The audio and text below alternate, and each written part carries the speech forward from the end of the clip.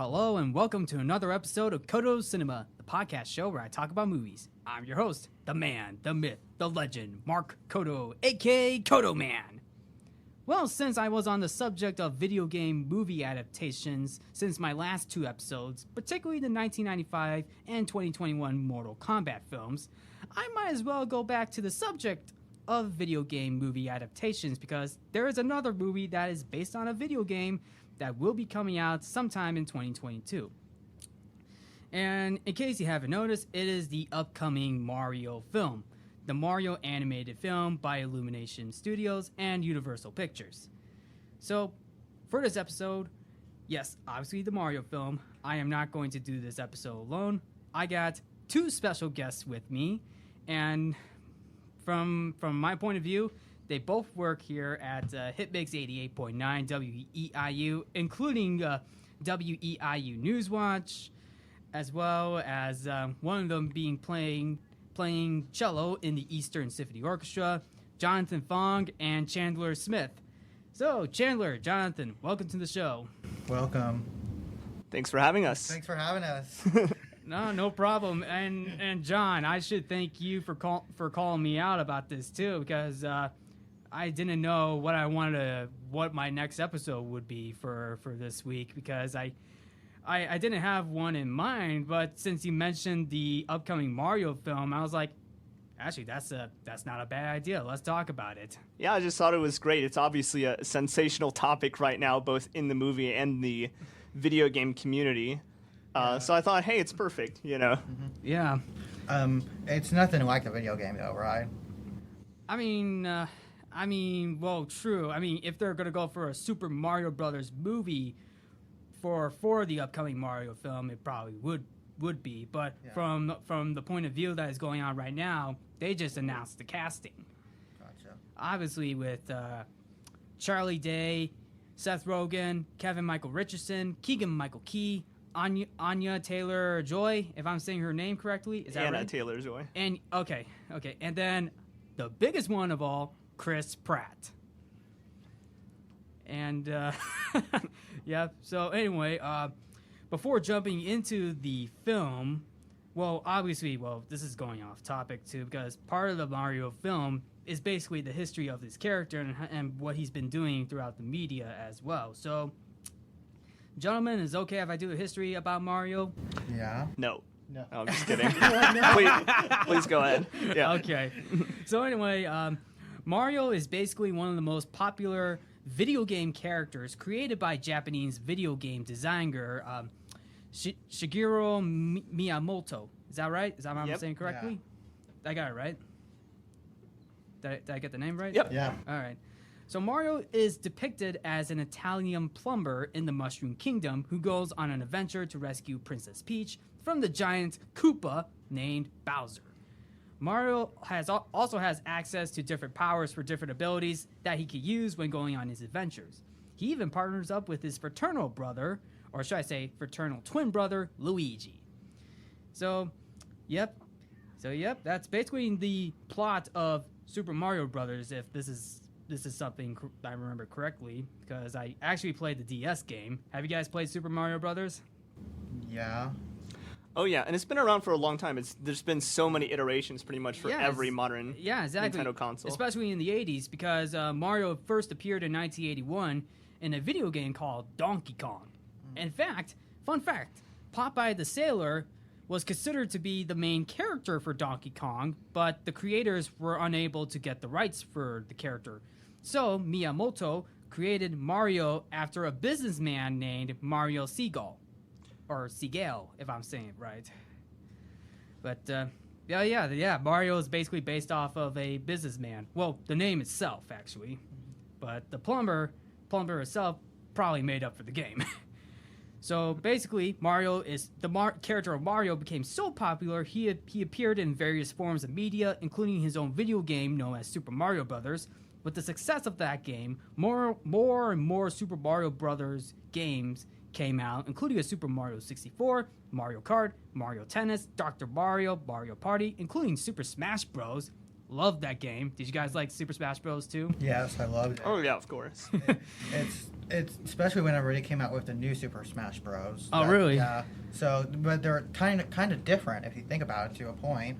But I'm not sure if you played the new Super Smash Bros. Versus the Super Smash Bros. I think I played the new one too. Yeah, but, so they're a little different, but they're Yeah. pretty close to the Yeah. same. This is actually relevant to part of, I think, part of Nintendo's plan to really develop their IPs more and use them in different kinds of media.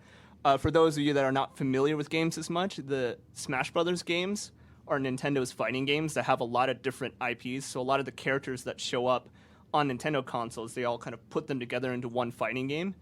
And with the most recent version, which is Smash Brothers Ultimate, they've really gone out of their way to import a lot of characters, a lot that people weren't even expecting. Things like Steve from Minecraft, Yeah, that is among other impressive. characters. Yeah, and so it really shows that Nintendo is starting to have a more forward-thinking mindset. They've usually been very conservative with using their IPs for anything other than first-party games. But now with things like, we're hearing about this movie, I think they're more open-minded. That's a good sign. Yeah, that is sure. totally a good sign. In fact, going into the movie part, there were actually a couple of films that Mario appeared, which is the 1986 animated Japanese film titled Super Mario Brothers: The Great Adventures to Rescue Princess Peach, which I'm pretty sure that is also the main plot of the game titled Super Mario Brothers, to which Mario has to rescue Princess Peach from Bowser. And not only to mention, there were 3 animated TV shows as well, to which I don't know the name of those shows because they came out way back in the 80s due to the popularity of the character. And since I'm also on the subject of film, there was a live-action Mario film titled Super Mario Brothers, the movie, that came out in 1993, starring Bob Hoskins as Mario and John Leguizamo as Luigi. But that film would ultimately fail to connect with critics, audiences, and fans of the game. But to their credit, to Hollywood's credit, this was the first Super Mario Brothers, the one that came out in 1993, was the first Hollywood video game movie adaptation to come out, even though it failed to connect with people. I mean, I think the problem was how they wrote the script and how to connect that film with the games, despite having the characters. But yeah, that's from what I heard. Have you guys heard of this film as well, Super Mario Brothers, the one that came out in 1993 with Bob Hoskins? I haven't personally, but whenever I think of video game films, I don't usually, like, some people may watch them and some people enjoy that stuff and some people don't because it's too much of a twist, if that makes sense, of the actual reality of what the video game should be. Yeah, definitely. I've definitely heard of the film. I've seen parts of it. I haven't seen all of it, but obviously there's some very infamous scenes that have shown up on YouTube where a lot of video game fans like to mock it. I think part of the problem with video game movies is that video games have a very unique way of delivering the narrative. A lot of the narrative is delivered in the individual player experience because you are playing the game. You are experiencing it in a unique way. And that's something that's really hard to replicate in a linear format like a movie, because a movie is always going to play out the same way. So it's harder to kind of translate that experience correctly. Right, and I mentioned Mortal Kombat as well because I did 2 episodes of that, where I reviewed the 1995 Mortal Kombat film, where it was another video game movie adaptation, but that film actually did slightly better, even if the script was bad. It's just how it was executed with the toned down violence, and part of the writing was also bad, but at the same time it at least told a story while paying a tribute to the video games as well, which I will say this, not all video game movies are bad. There are a few that are actually pretty good. Even though there are a few critically acclaimed ones, such as Sonic the Hedgehog, Detective Pikachu, and if the video game app counts, the Angry Birds movie too. So there's a few good ones, but obviously you did bring up a point about what was the point? You said the story, right?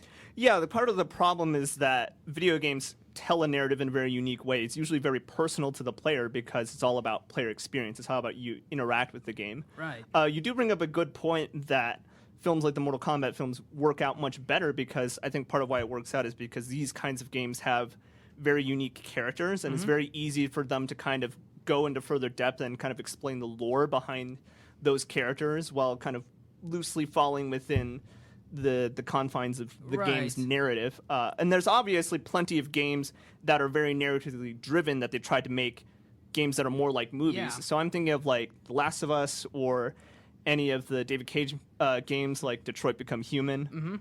Those are games that would very easily translate to a movie setting. But something like Super Mario Brothers is kind of hard because like the point is not the narrative as much. In fact, the story of the game is very simple and it's usually all about the gameplay. So they have a real challenge ahead of them. Right. I mean, there's going to be a huge challenge on that too. And speaking of a challenge, when Disney's Wreck-It Ralph came out, they had a hard time trying to fit Mario into Wreck-It Ralph, the first film. And Chandler, do you want to fill in on that? Have you seen Wreck-It Ralph? Same with you, John? I've watched trailers for it. I've never seen Wreck-It Ralph. Oh, yeah. I've seen Detective Pikachu before, though. That was really good. That was really good. Okay, because Disney had Bowser in the first Wreck-It Ralph film for a couple scenes, and then they mentioned Mario during one scene, during a party scene with Fix It Felix. I mean, I don't mean to spoil it for you, but they mentioned Mario in that film. Yeah. But here's the thing. Did you guys know that Mario was originally going to appear in the Wreck-It Ralph sequel? There's a Wreck-It Ralph sequel? Yeah, there's a Wreck-It Ralph sequel. Ralph breaks the internet. Yep. Yeah, unfortunately, that one was not as focused on gaming, and it was more focused on internet culture. On the internet, yeah. What is that movie that was with Adam Sandler? You know what I'm talking about? In the video game thing? Oh, The Pixels. Pixels, yes, I remember. That was pretty tragically bad. that was relatively bad. But you could probably argue that the Pac-Man scene was probably awesome. There was one scene with Pac-Man that was actually awesome. Yeah. Guilty pleasure, but still. I'll give you a fun fact. You know, the creator actually came up with the idea for Pac-Man over lunch because he had a pizza and the 2 slices were missing, and that's how he came up with the design. Oh, really? Yeah. Oh, nice. That is awesome. So anyway, I pretty much mentioned pretty briefly how Super Mario Brothers, the 1993 film, failed. But prior to that, Sony Pictures was originally going to do an animated Mario film back in the early 2010s. This was also mainly due to the 2014 Sony Pictures hack. Have you guys heard about that too? The Sony Pictures hack? Yeah. Yeah, that was the thing with the supposed North Korean hackers or whatever, right? Because it was over that film that was about North Korea. Right? The interview with Seth Rogen and James Franco. Yeah. And here's the thing: there were a boatload of emails leaked from that, and one of the emails had the upcoming Mario film from Sony Pictures that they were going to do, and Sony executives Amy Pascal and A.V. Arad were trying to get the rights to the Mario franchise with Genndy Tartakovsky, you know, the animator and director for. He's done a lot of classic cartoons. Yeah, Dexter's Laboratory, the Star Wars Clone Wars animated TV show, the one that was aired for Cartoon Network, including Samurai Jack. And he also did Hotel Transylvania, so it would be interesting what would Genndy Tartakovsky would have done for this Mario film under Sony. But unfortunately, the Sony executives later denied that Sony made the deal with Nintendo to get the rights to the Mario franchise. And unfortunately, that project never came. Thankfully, Universal Pictures and Illumination Studios were collaborating with Nintendo back in November of 2017 to make an animated Mario film. So this is going back. So this is still on the subject of the upcoming Mario film, but this time this is with Universal Pictures and Illumination Studios. The studios behind Despicable Me, Secret Life of Pets, Sing, Hop, and including Dr. Seuss's The Lorax and The Grinch. Any of you guys want to comment on that too? What do you guys think? Illumination Studios Mario film? Do you think it'd be really good? I guess that's more the question. Actually, that is a very good question. Do you think it's going to be really good, or do you think they're just going to lose money out of it? You know, I mean, it's a lot hard. Of these films, a lot of these films bank on what they get on movie sales or Yeah. movie tickets or whatever it is at the box office, or other things too. I think the animation would be pretty good. Yeah, obviously this is part of Nintendo's master plan. For those of you that aren't aware, Nintendo has been working. So Nintendo has been working close to Universal because they opened up kind of that Nintendo-themed part of the Universal Park in Japan. So this is part of kind of their master plan, to expand the deal, it would seem, because they want to get into movies as well. So if the film works out, it's really great for them because this is a brand new direction that Nintendo can operate in. I mean, yeah. Like I said before, Nintendo historically has been very conservative about not using their IPs for anything other than first-party video games, and this is like a brand new direction. So I think Space Jam 2: A New Legacy used too many IPs in their film. yeah, it can be a real trap. Right. In terms of Illumination Studios being a good choice, I have faith that they can nail the visual style of it correctly, and obviously they've done adaptation work before. I know they've done adaptations on multiple Dr. Seuss books. Yeah, right? and because the most recent ones that Illumination has done was the Lorax with Danny DeVito and Dr. Seuss's The Grinch, which is basically based on Dr. Seuss's How the Grinch Stole Christmas, which was another film that Universal did, but with Jim Carrey in a live-action film. But with the animated film, they had Benedict Cumberbatch for the Grinch, and this also brings up a next point.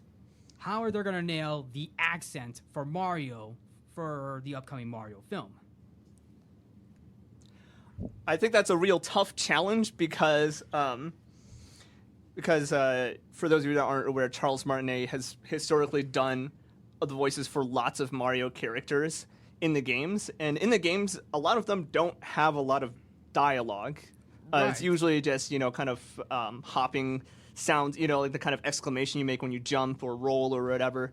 Yep. So Mario doesn't say a whole lot, and that's, I think, going to be a real challenge both on the script writing end of things and also on Chris Pratt's end. Like, I'm really curious how he's going to adapt the voice. Yeah, because here's the thing. I mean, the only words I remember from Mario is, "Here we go! It's a go time!" Yeah. Yeah. That's about the only words I hear besides just, what is it? Just the jumping, Yeah, Mm-hmm. and including this one, Mamma Mia! Yeah, that one. That's the other one. Yeah. I mean, yeah.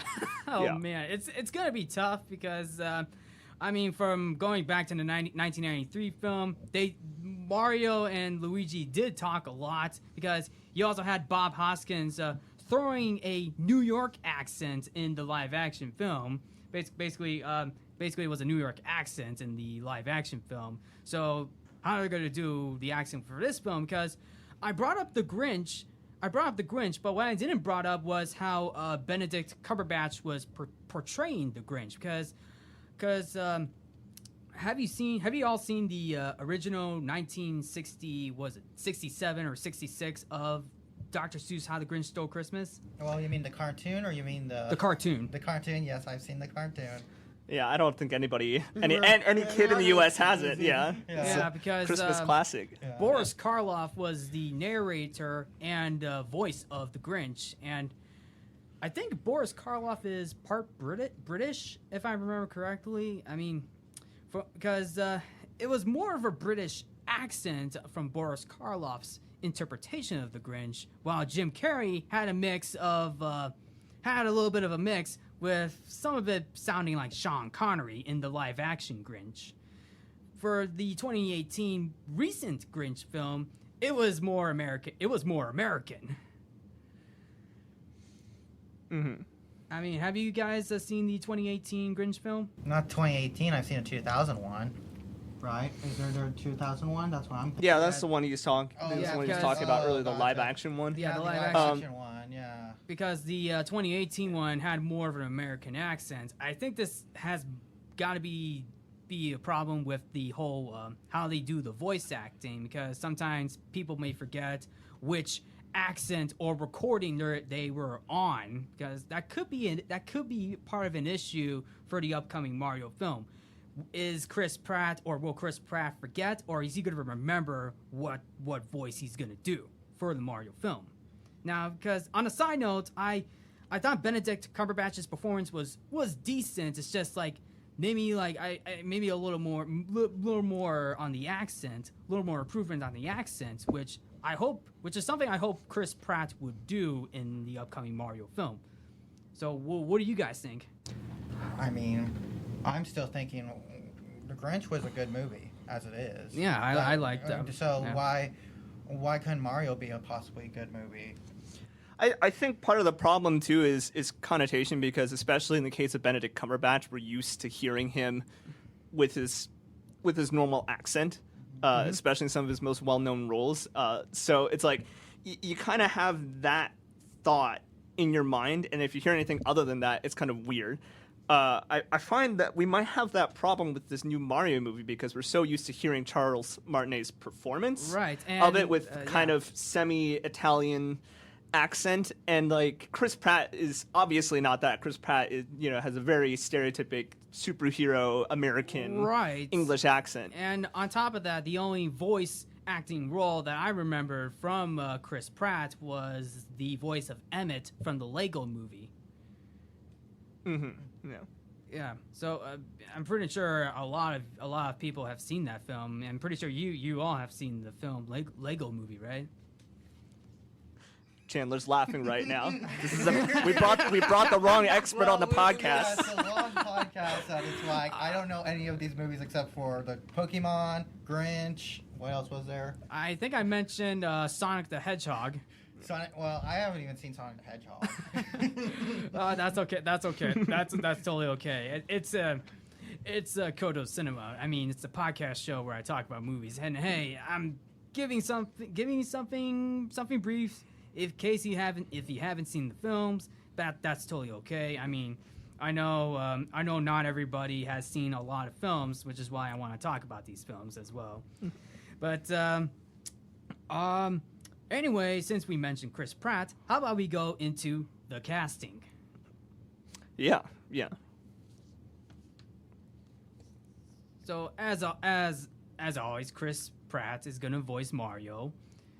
Charlie Day as Luigi, and Jack Black as Bowser.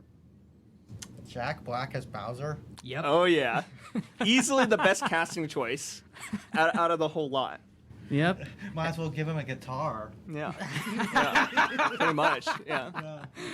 Yep, do Give a little... Bowser a guitar. Oh, there you go. Do a little Tenacious D vibe. Yeah. Yep. So, and Princess Peach, which will be voiced by, am I saying her name correctly? Anya Taylor-Joy, is that right? Oh, it is Anya Taylor-Joy? I thought it was Anna Taylor-Joy. Am I crazy? I think it's the Y, because I think part of the name has the Y in it. Am I forgetting her name entirely? Wow. I mean, I don't know. I mean, okay, I don't know. maybe it is Anya Taylor-Joy. I mean, it could be. But No. I mean, from what I remember when writing this out, I thought I saw I remember seeing the name. I remember seeing the name of that. But oh man, yeah, it could be her. Yeah, Anya, Anya. Oh, Anya. okay. I guess I'm just remembering it wrong. Yeah, Anya Taylor-Joy, and she'll voice Princess Peach. Plus, you also got Seth Rogen as Donkey Kong. Danky King. I sorry, I couldn't help myself. I had to put it in there. Oh man, Keegan-Michael Key as Toad. Plus, you also got Kevin Michael Richardson as Kamek, or Kamek. Talking about the little the witch with the broomstick and the... Is that it? Yeah. Is that the I was trying to character? figure out what he's talking about by Kamek. Yeah. I'm like, Yeah. I know Peach, Donkey Kong, what else? Yeah. Mario. There's now Link on the Mario video games too. Right. Yeah. I mean, yeah. And plus, John, you also mentioned the original Mario voice actor as well, right? Yeah. Charles Martinet. Yeah. he's gonna voice surprise cameos. Like he'll be in this film for surprise cameos in the upcoming Mario film. But as of now, there isn't much, but only for the casting. Plus the directors of this film will be Aaron Horvath and Michael Jelinek. And for those of you who don't know, Aaron and Michael both are the creators for the Teen Titans Go TV series. I've seen Actually, the movie. They actually did the movie. So the cartoon and the movie?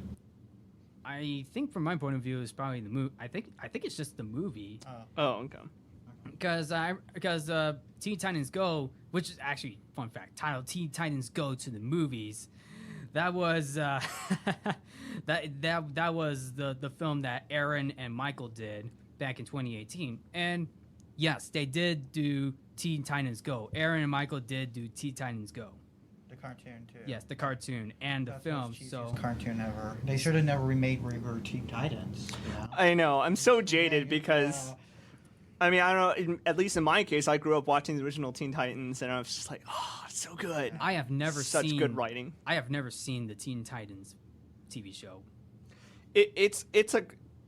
I think if that show never came out and we only got Teen Titans Go, then I would feel it's Teen Titans Go is okay. Yeah. But the fact that Teen Titans came out first, and I'm just like, the writing is so good, the character development is so good. They really get at what it would be like to be young superheroes.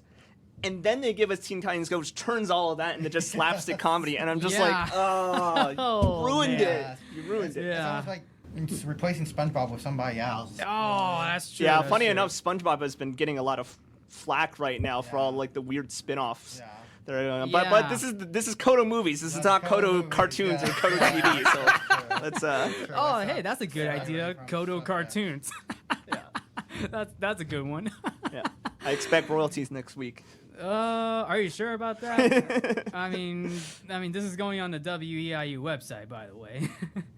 But yeah. I mean, we also got Matthew Fogel as the writer for the upcoming Mario film, and there's not really much about Matthew Fogel for this film, so I'm pretty sure he's a new guy, probably new writer, I should say. But other than that, wow. I mean, I just hope Illumination Studios can pull that off. Or maybe as an in-joke for the opening Illuminations logo, they might have the minions do like a coin jump or something. Oh, that'd be cute. Because almost every Illumination film, they have the opening with the Illumination logo, and they have the minions come up just to do something crazy. Yeah, because that'd be pretty cool, because there's different things like almost like the Pixar, what is it, the little Pixar things that are before the movie, try not to... Luxo lamp. Stuff like that, yeah. People remember that stuff. Mm-hmm. They remember that stuff before the movie because you're waiting for the movie to start. Right, and part of it is memorable, and I'm just hoping this will be something that Illumination would probably do. And on top of that, maybe they might have a minion cameo somewhere down the line for the film.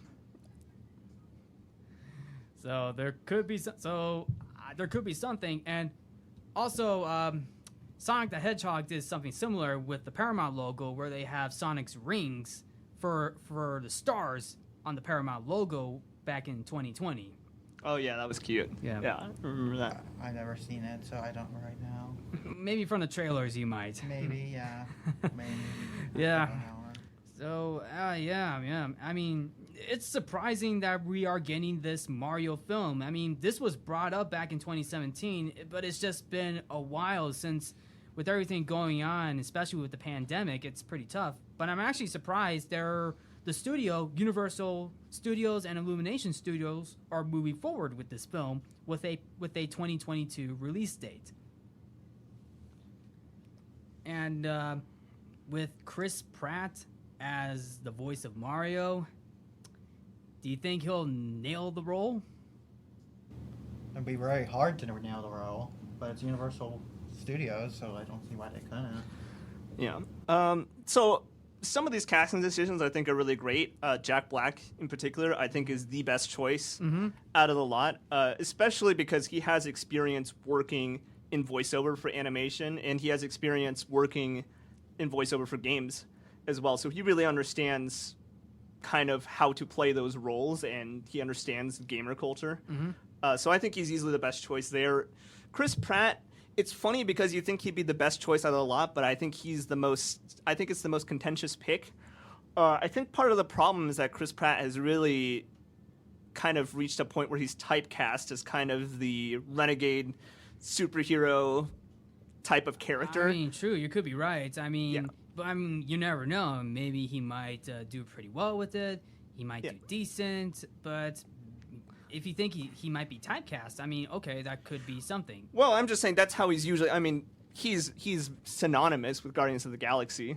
With Star Lord. That's what people picture now, and it's like that is the complete opposite of this very whimsical Italian plumber design, of a character. And to that effect too, I am truly perplexed at what kind of dialogue they're going to give a character like Mario. Obviously, they could not just make it just like the game where he just doesn't say anything, because that wouldn't be fun to watch as a movie. But I cannot for the life of me think of what kind of compelling script they could write that makes sense within the lore and is also interesting. But that's Universal's challenge. That's their challenge to figure out, and not mine. Right. That's their challenge. If they know how to do it, they'll do it. Hey, they'll do it. And if the film turns out pretty good, hey, hallelujah, then it'll be good. Yeah.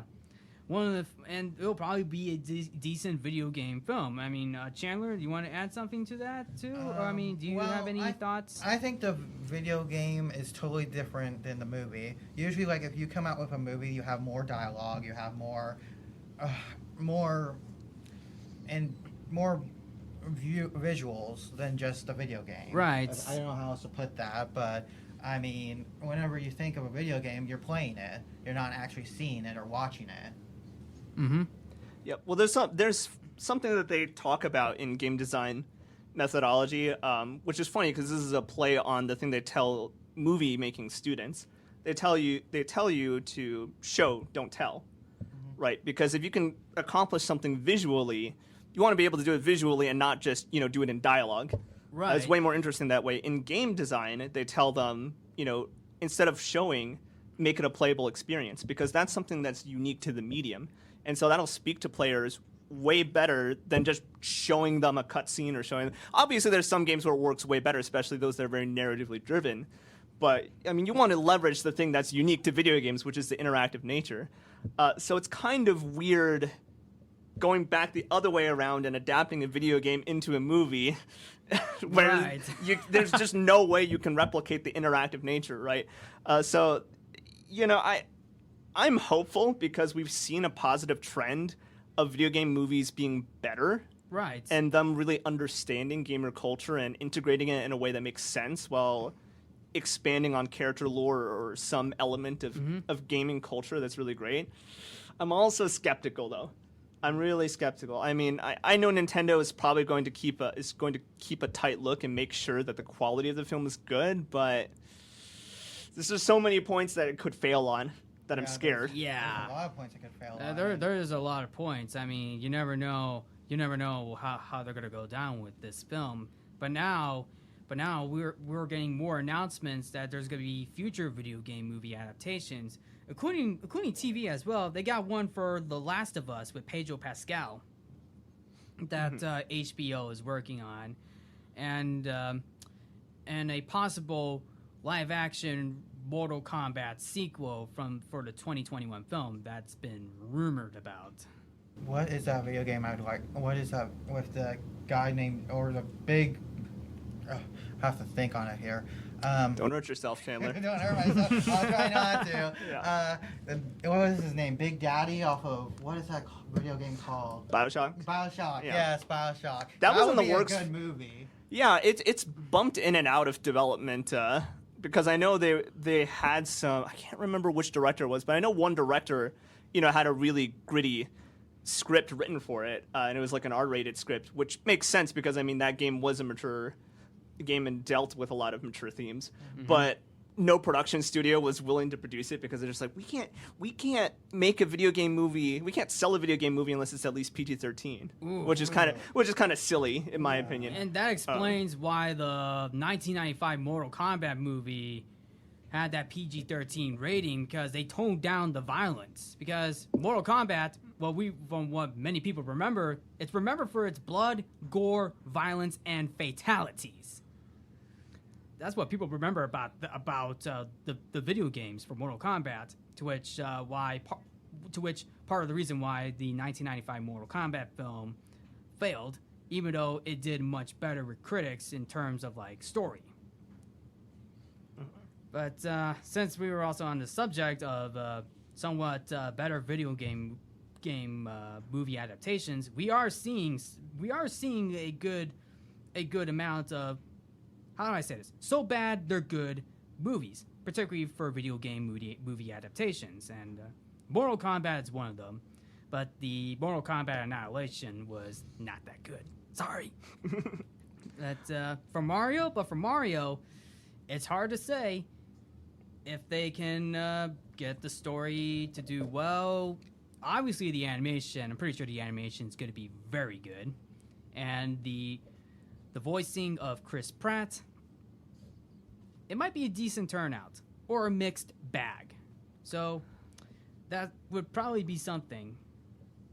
And I think we might end that off right here. So I think we already asked and answered the question. What do you all think? Are you looking forward to the upcoming Mario animated film? Will this be a decent video game movie adaptation? I don't think it will be, but it depends on what Universal Studios can do with the content that they got and what they can write about. The logical part of my mind is scared because, like I said, there's so many potential points of failure. But the gamer in me is very hopeful because there's a lot of great Nintendo IPs that could be turned into movies as well. I would very much love to see a Legend of Zelda movie or a Star Fox movie or a Metroid movie. These are all really great titles that have really interesting lore behind them. That would honestly be easier in terms of movie adaptation than Mario. But of course, they have to pick Mario because that's going to be the most marketable. I understand why they have to pick that first. Right. But this could be an exciting future. This could be a long-term deal where if this movie pans out, we could see other Nintendo movies. And that's a very exciting future, but who knows? Yep. I mean, Sonic the Hedgehog movie is already getting a sequel. So, yeah. But anyway, that'll pretty much wrap up. So, thank you for tuning in to Codo Cinema. I'm your host, Mark Codo, a.k.a. Codo Man. Chandler. And Jonathan. Remember to watch movies and stay positive.